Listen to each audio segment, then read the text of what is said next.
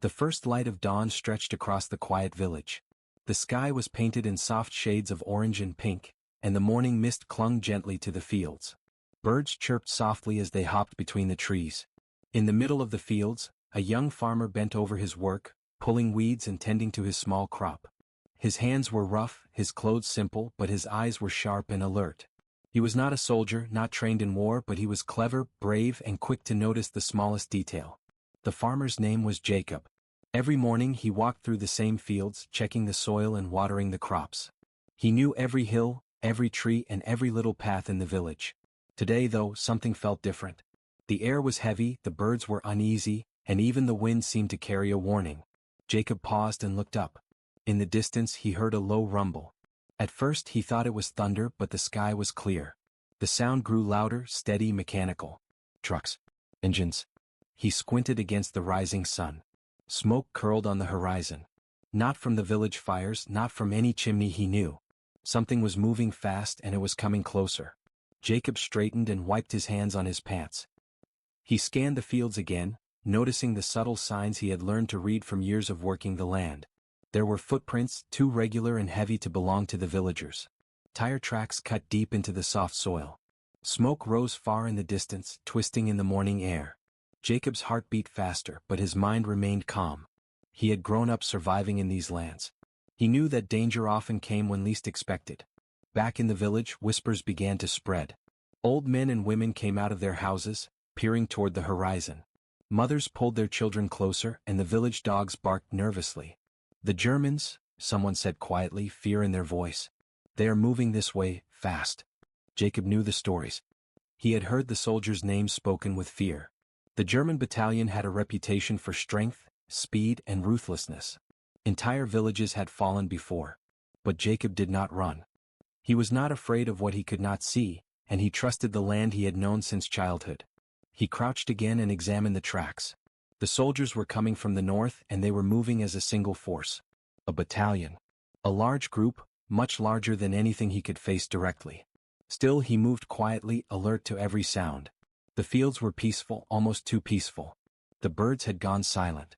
A single crow flew overhead, cawing loudly as if warning him of the danger. Jacob followed the tracks, moving toward a small hill that overlooked the road leading into the village. From there he could see better. The rumble grew louder. Shadows of the approaching vehicles began to stretch across the fields. Jacob's mind raced. How could he, a single farmer, stand against a force 10 times larger than himself? But he was not thinking of fighting with guns or swords. No, he had something more powerful. His mind, his knowledge of the land, and his quick thinking. The villagers watched from the windows and the edges of the fields.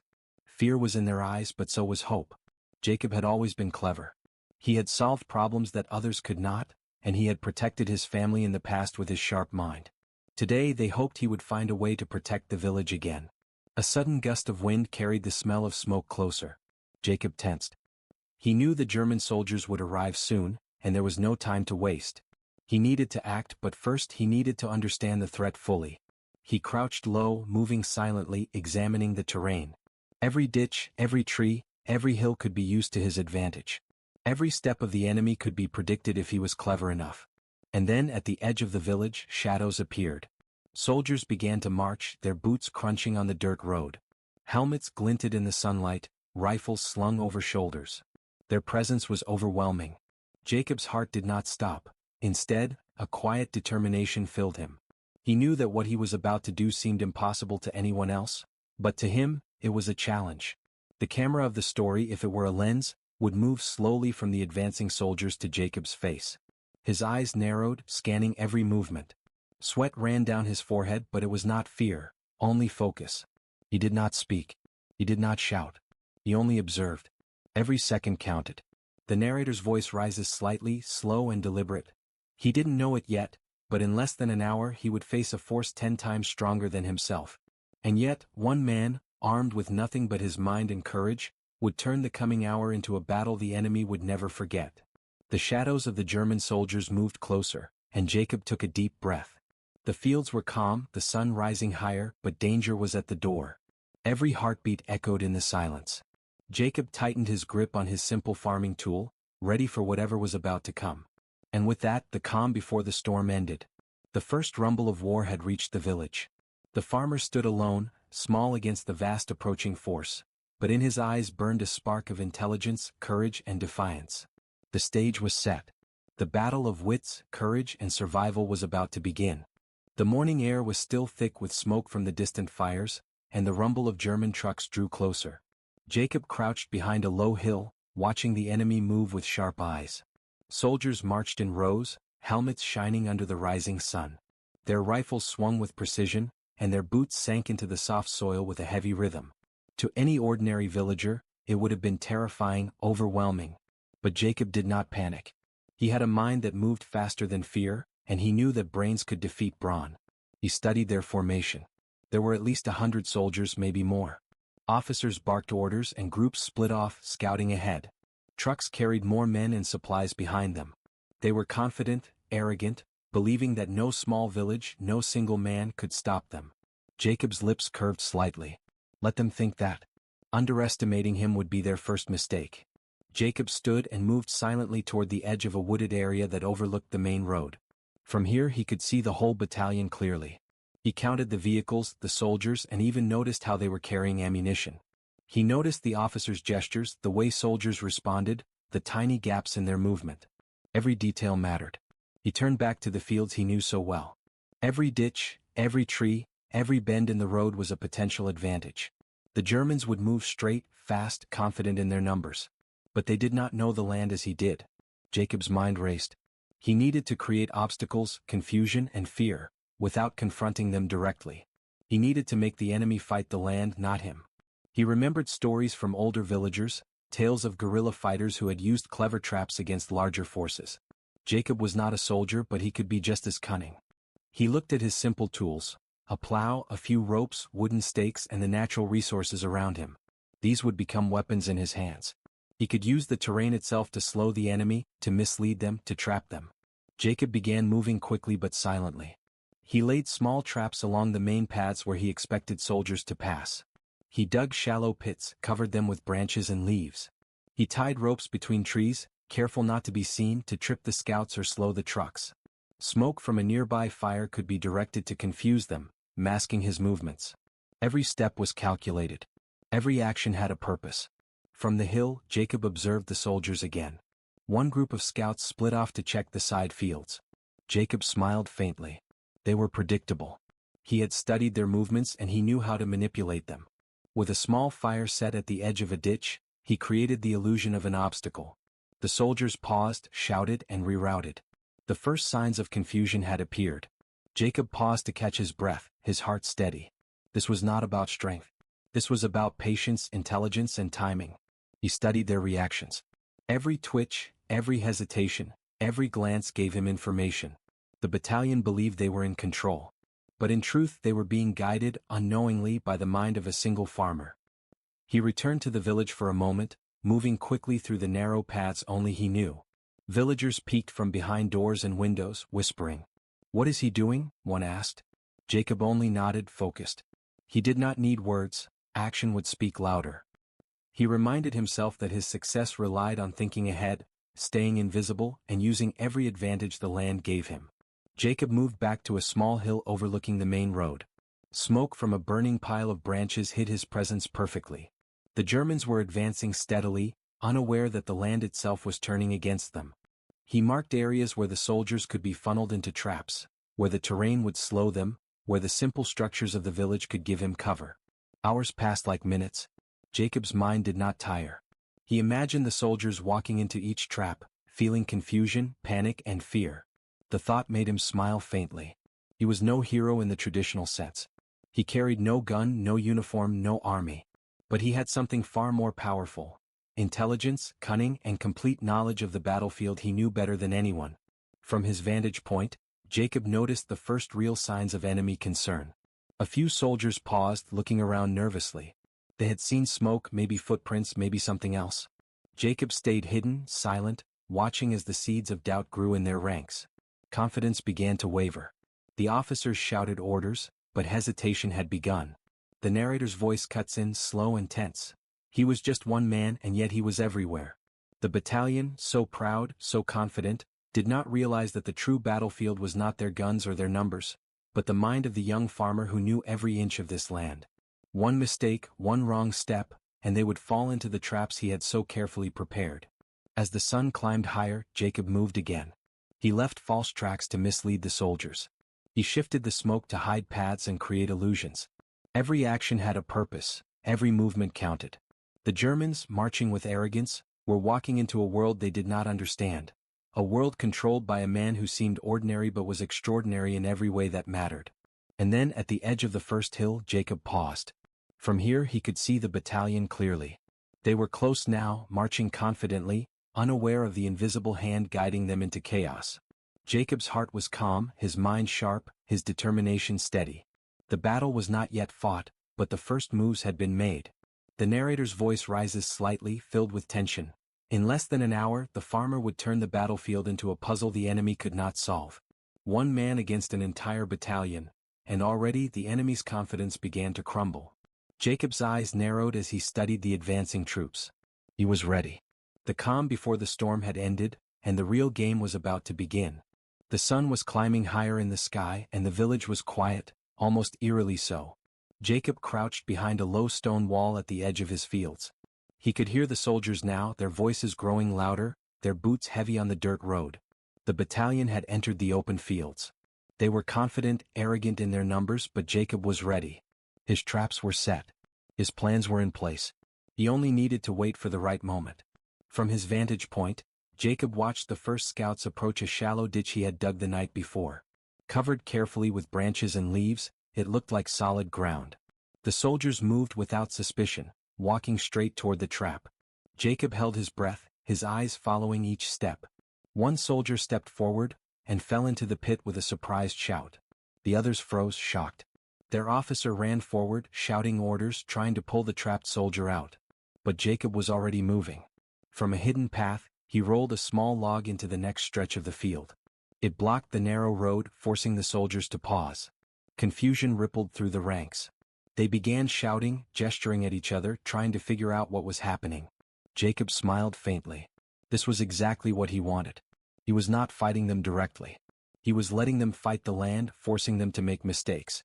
Every trap, every obstacle, every false path was part of a larger plan. The battalion was walking into a maze they could not see. The soldiers tried to reorganize. They split into smaller groups, moving cautiously through the fields. Jacob had predicted this. He took another careful step, releasing a small pile of stones down a hill. The sound echoed loudly, like the snap of a twig under heavy boots. A group of soldiers turned, guns raised, expecting an attack. But Jacob remained hidden. He stayed silent, invisible, watching as panic slowly began to take root. One of the German officers, noticing the chaos, began shouting orders in a loud, harsh voice. "Secure the perimeter. Do not advance without control." His words were sharp, but the soldiers were already unsure. Their confidence, so solid just an hour ago, was beginning to crack. Jacob could see it in their movements, the hesitation, the nervous glances, the uncertainty.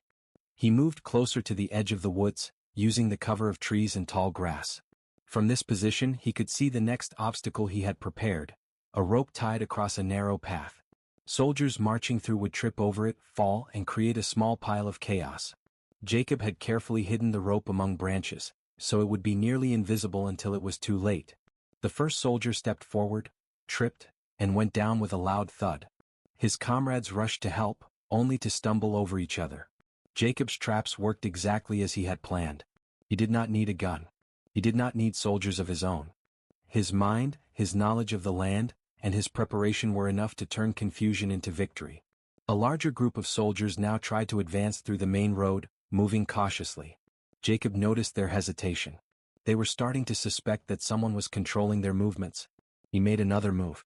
Using a small pile of dry branches, he created a puff of smoke in the middle of the field. The smoke drifted slowly, hiding the path and making the soldiers stop. "Where is he?" one of the soldiers shouted, frustration in his voice. "Where is the farmer?" Jacob did not respond. He stayed hidden, moving silently to adjust another trap. Every step was precise, calculated.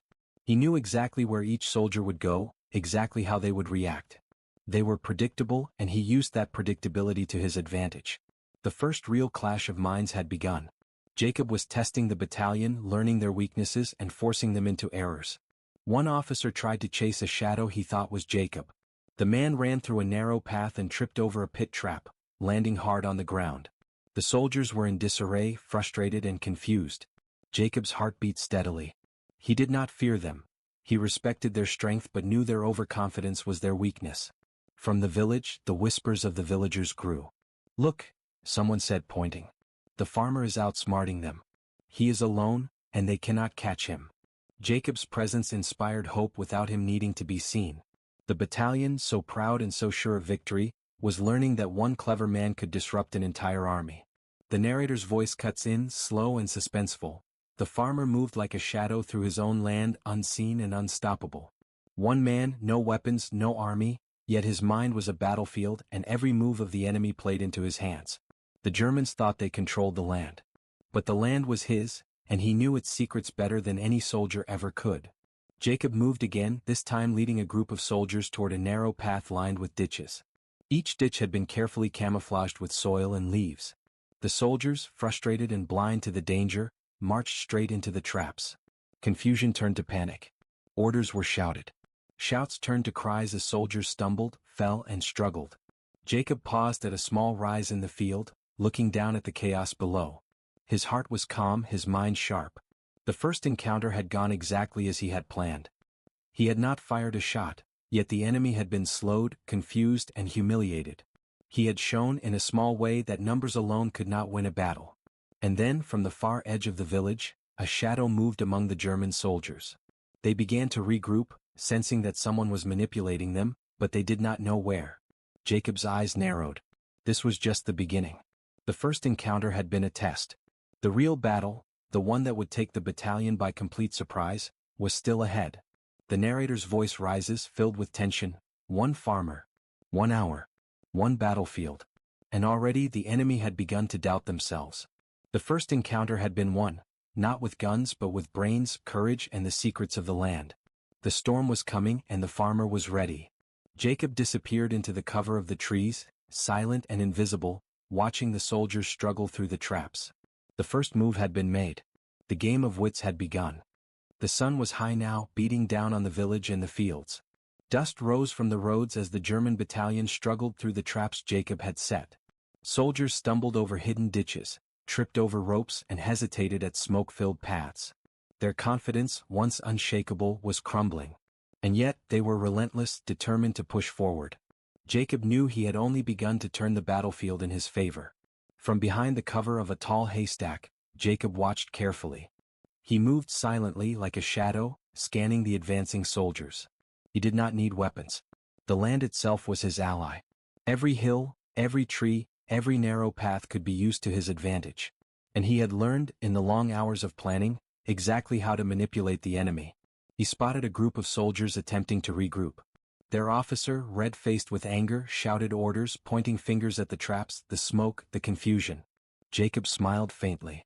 The more they tried to regain control, the more mistakes they made. Soldiers began moving in the wrong directions, stepping into new traps Jacob had prepared along hidden paths. Jacob knew the next step had to be bold.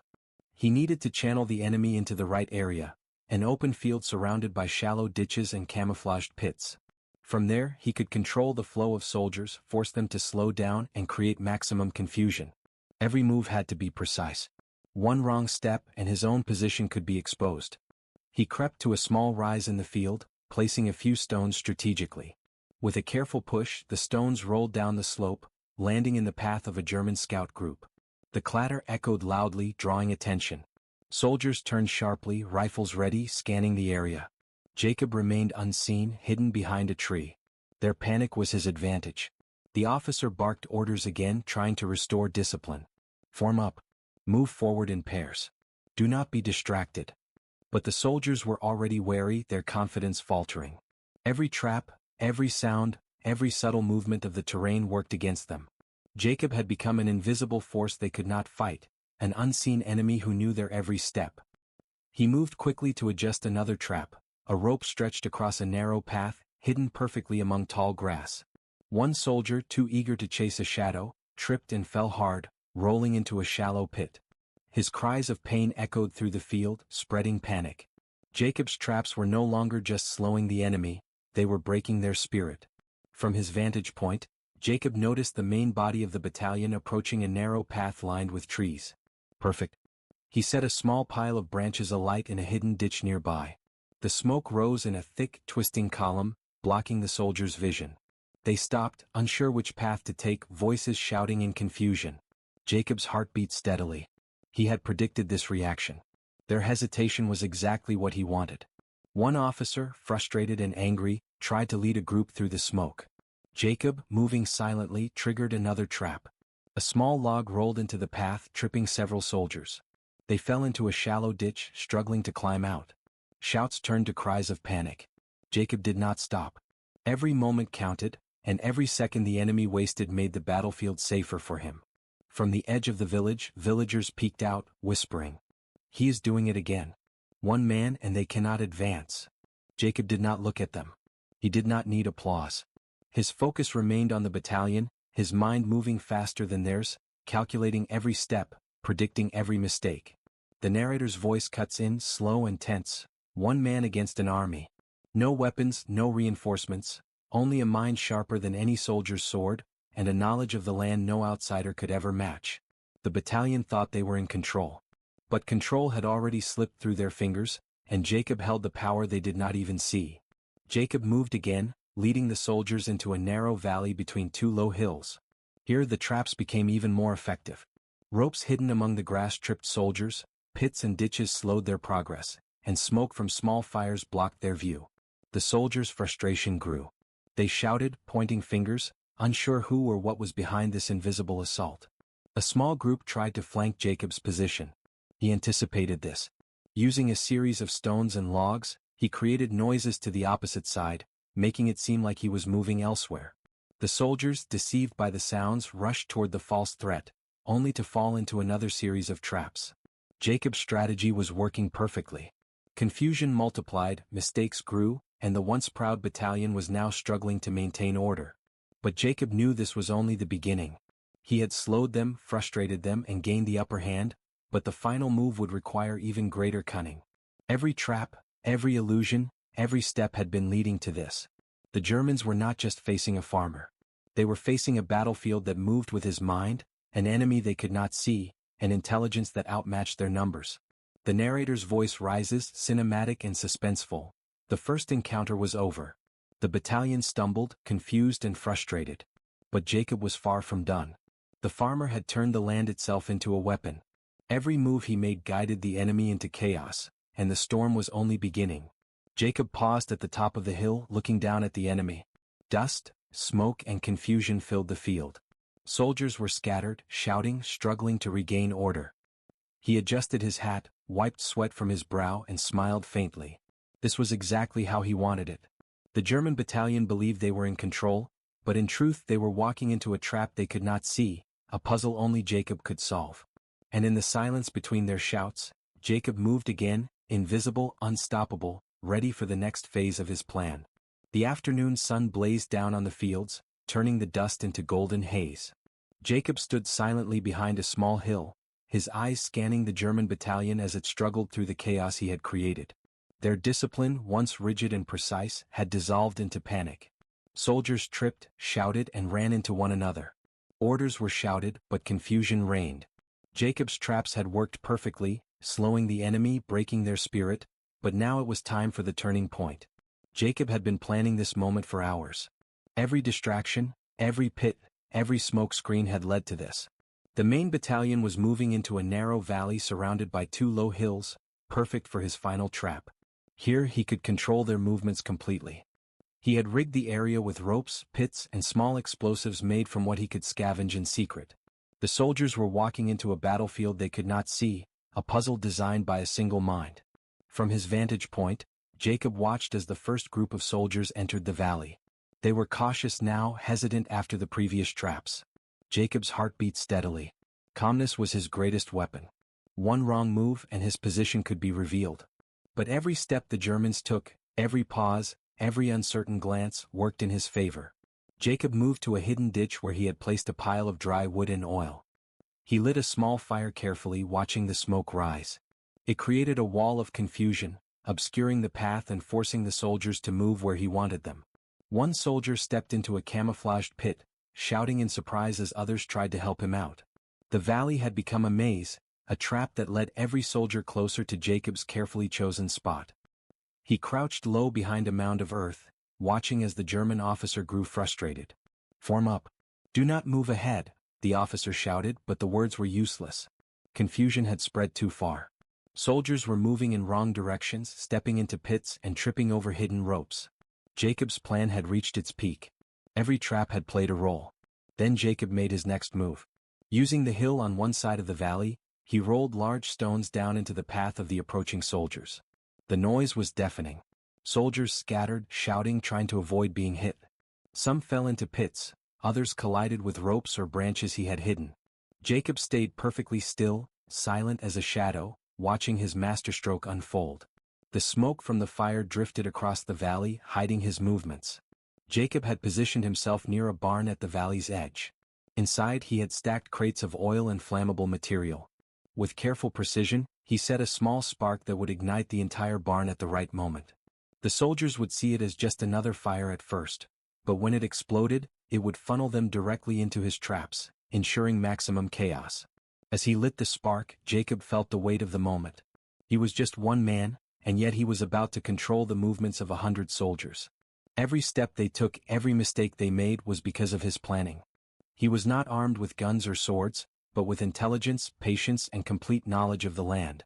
The first explosion rocked the valley. Flames erupted from the barn, sending smoke and fire billowing into the sky. Soldiers shouted in panic, trying to run, but Jacob had already predicted their paths. They ran straight into pits, tripped over ropes, and collided with obstacles hidden in the dust. Confusion turned to chaos, and chaos became fear. The German battalion was breaking before his eyes. Jacob moved silently through the fields, adjusting traps, creating diversions, and guiding the enemy with invisible hands. One officer tried to take command, waving his arms and shouting orders, but his soldiers could not see the danger Jacob had created. Every command failed, every attempt to restore control ended in more mistakes. Jacob's plan was working perfectly. From a distance, the villagers watched in awe. Mothers held their children close, old men and women whispered, and young boys peered from behind walls. "He is doing it again," one whispered. "He is alone, and he controls the entire battalion." Jacob did not look at them. He did not need applause. Focus was his weapon, and he would not be distracted. The narrator's voice cuts in, slow and tense. One man against an entire battalion. No army to help him, no gun to fire. Yet, with cunning, patience, and complete knowledge of the land, Jacob had turned the battlefield into a weapon. The Germans thought they were in control, but every step they took, every mistake they made, played right into his hands. The German officer, desperate and terrified, tried to retreat, but the narrow valley funneled his soldiers into Jacob's final traps. Fires blocked the paths, pits and ropes slowed progress, and smoke blinded them. Jacob had not just outsmarted them, he had controlled them completely. The battalion, proud and confident just hours ago, now struggled helplessly. Jacob paused at the edge of the hill, looking down at the chaos. Soldiers fell, stumbled, and shouted. The battlefield was alive with smoke, dust, and fire, yet Jacob remained calm, silent, and invisible. One man against 100, and victory was within his grasp. The narrator's voice rises dramatically. In less than an hour, a young farmer had turned the battlefield into a trap the enemy could not escape. They were no longer soldiers moving with discipline, they were victims of a mind far sharper than any uniform or gun. And Jacob? He was ready for the final act. Jacob disappeared into the trees at the edge of the valley, ready to guide the battalion into the last stage of his plan. The storm was not over, it was about to reach its peak. And when it did, the Germans would remember this day forever. The smoke from the barn fire had begun to thin, revealing a battlefield transformed. Dust and debris covered the narrow valley, and scattered soldiers struggled to regain their footing. Jacob stood silently behind a low hill, surveying the chaos. The German battalion, once proud and confident, was now disorganized, frightened, and retreating. One man, armed with nothing but his mind and knowledge of the land, had turned the tide completely. Jacob's chest rose and fell steadily. His hands were dirty, his clothes stained with sweat and dust, but his eyes were sharp and calm. He had not fired a single shot, yet the battalion had been slowed, trapped, and forced to retreat. The soldiers ran back toward the roads, confused and humiliated. Their officers shouted orders, but the damage was done. Jacob had used the battlefield itself as a weapon, and the Germans had fallen right into his hands. From the village, the whispers grew louder. Mothers, children, and the elderly peeked cautiously from windows and doorways. Some ran toward the fields, drawn by the sight of retreating soldiers. Their eyes widened in disbelief and relief. Jacob had saved the village, not with guns or an army, but with courage, intelligence, and sheer resourcefulness. Jacob moved through the fields quietly, making sure the traps he had set would not endanger anyone now that the enemy was fleeing. The pits, ropes, and small fires had done their work. He checked the edges of the valley, ensuring no soldiers had been left behind to regroup. Everything was under control. His mind remained focused, calm, and ready for any sudden danger, though he knew the battalion would not return so easily today. The villagers began to gather near the edge of the fields. Their faces were filled with admiration, gratitude, and awe. Children ran to Jacob, clapping their hands. Elderly men nodded in respect, whispering to one another, "A farmer, a single man, and yet he has bested an entire battalion." Jacob smiled faintly but did not boast. Victory for him was quiet. He did not seek glory. He sought only to protect the village and ensure safety. The narrator's voice enters, calm but dramatic. The battle had ended. The Germans had retreated, their confidence shattered, their pride broken. And one man, armed with nothing but courage, intelligence, and a deep knowledge of the land, had turned the tide. Jacob had proven that strength is not always measured by numbers or weapons, but by wit, patience, and heart. As the smoke cleared, Jacob noticed a few injured soldiers from the battalion struggling to escape. He considered the option to intervene further but shook his head. He had no desire for unnecessary violence. The battlefield had already been won. The lesson had been delivered. He had shown that intelligence and courage could outmatch brute force. The villagers approached closer, now emboldened by the safety Jacob had created. They whispered among themselves, sharing stories they would tell for generations. Jacob moved among them, checking for injuries, offering reassurance, and quietly making sure everyone was safe. The tension of the day slowly gave way to relief. For a moment, the sun seemed to shine brighter, as if acknowledging the courage of one man against a mighty enemy. The German officers, now regrouped on the far side of the valley, watched helplessly. Their battalion had been humiliated by a single farmer, and they knew it. Fear and disbelief showed on their faces. Orders were shouted, but the soldiers' confidence had been broken. Jacob had not only defended the village, he had also destroyed the morale of a well-trained battalion. Jacob finally walked back toward the village, his movements calm and deliberate. The villagers parted respectfully as he passed. He stopped at the edge of the main square and looked around at the people he had protected. Children stared in awe, mothers smiled with relief, and the elders nodded in silent respect. Jacob's victory was quiet but complete. The narrator's voice rises slightly, filled with emotion. The battle was over, but the story had just begun. One farmer had faced the impossible, outsmarting an entire battalion with nothing but courage and cleverness. The village was safe, and the enemy had learned a lesson they would never forget. And Jacob? He had proven that one mind, guided by determination and knowledge, could stand against the mightiest of forces. As the sun began to set, Jacob walked through the fields he had protected. The wind carried the smell of smoke and earth, and birds cautiously returned to the trees. The village, once trembling in fear, now hummed with quiet celebration and relief. Jacob paused for a moment, looking at the horizon. His mind was already thinking ahead, planning, always alert. Danger might return, but he would be ready. The German battalion had been slowed, their confidence shattered, and their pride destroyed. The village was safe, and the story of Jacob, the farmer who outsmarted an entire battalion, would live on. Not for his glory but for the lesson he had taught. Courage, intelligence, and knowledge could overcome any force no matter how great. Jacob's eyes scanned the horizon one last time before he turned back toward the village. The day had been won, but the war was far from over. He had survived, he had outsmarted a mighty enemy, and he had protected the people he loved. The battlefield was quiet now, but Jacob's mind was always moving, always planning. The storm had passed, but the legacy of the farmer had begun. The sun had begun its slow descent, painting the village in warm shades of gold and orange. The battlefield, once chaotic and filled with smoke, dust, and cries of confusion, was now silent. Jacob walked through the fields, his steps calm, deliberate, and unhurried. The ditches, ropes, and burned remains of the traps told the story of what had happened. one farmer had outsmarted an entire battalion.